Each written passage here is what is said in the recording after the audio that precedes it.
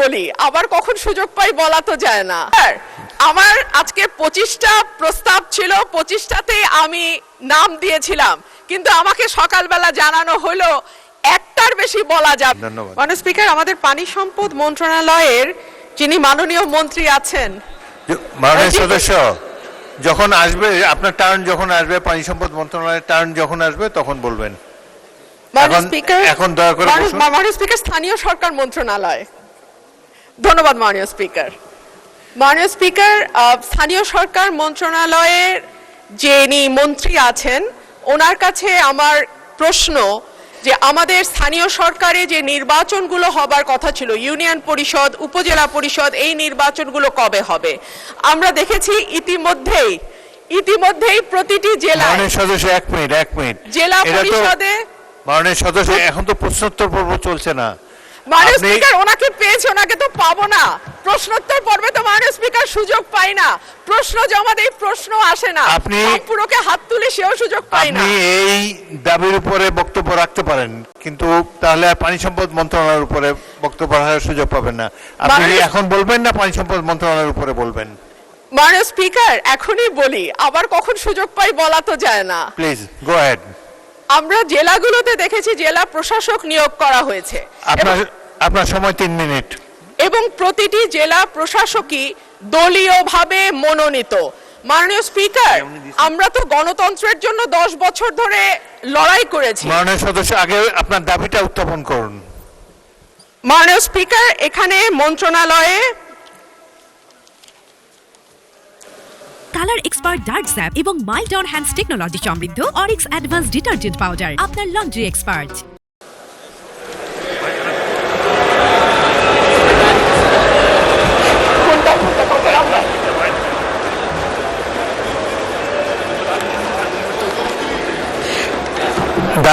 Speaker, 1809,56,10,00,000 টাকার মঞ্জুরি চেয়েছেন মাননীয় মন্ত্রী।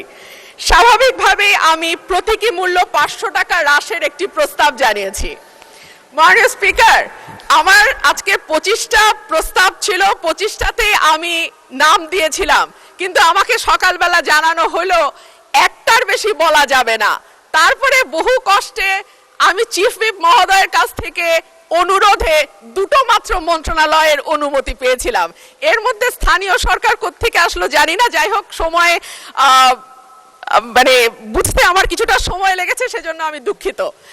তো যে কথাটি বলছিলাম যে আমাদের জেলা প্রশাসক নিয়োগ দেওয়া হয়েছে এবং সেটাও দলীয় বিবেচনায়, অথচ এই গণতন্ত্রের জন্য 2014 থেকে আরম্ভ করে 2024 সাল পর্যন্ত নিরবচ্ছিন্নভাবে মাননীয় স্পিকার বাংলাদেশের মানুষ লড়াই করেছে, সংগ্রাম করেছে।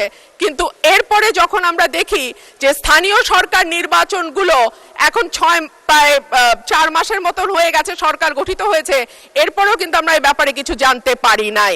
এবং আমাদের সংবিধান অনুযায়ী আমাদের স্থানীয় পর্যায়ের পুরো শাসন ব্যবস্থা স্থানীয় নির্বাচনের মাধ্যমে যারা প্রতিনিধি নির্বাচিত হবেন তাদের হাতে হওয়ার কথা। কিন্তু আমরা দেখতে পেলাম যে এই মন্ত্রণালয়ে যেই জেলা প্রশাসক নিয়োগ দেওয়া হয়েছে প্রতিটি জেলায়, তাদের অধীনে জেলাগুলো শাসিত হচ্ছে। এটা কিন্তু সংবিধানের সঙ্গে সরাসরি সাংঘর্ষিক। সেই কারণে মাননীয় মন্ত্রীকে আজকে আমি পেলাম, ওনার মাধ্যমে আমি আপনার কাছে প্রশ্ন রাখছি যে এই স্থানীয় সরকার নির্বাচন কবে হবে? সেই নির্বাচনে কখনো আমরা শুনতে পাচ্ছি যে নিষিদ্ধ ঘোষিত আওয়ামী লীগ অংশ নিতে পারবে, কেউ বলছেন পারবে, কেউ বলছে পারবেন না, কেউ বলছে দলীয় প্রতীকে হবে না বলে যারা ক্লিন ইমেজের আছেন তারা পারবেন। এই বিষয়গুলো যদি মাননীয় মন্ত্রী পরিষ্কার করতেন, আমার মনে হয় এখানে আমরা যারা সংসদ সদস্য আছি, রাজনীতির সঙ্গে যুক্ত, আমাদের যেমন বুঝতে সুবিধা হতো, একইভাবে স্থানীয় প্রশাসনে যারা রাজনীতি করেন, স্থানীয় পর্যায়ে যারা রাজনীতি করেন, তাদের জন্য বুঝতে সুবিধা।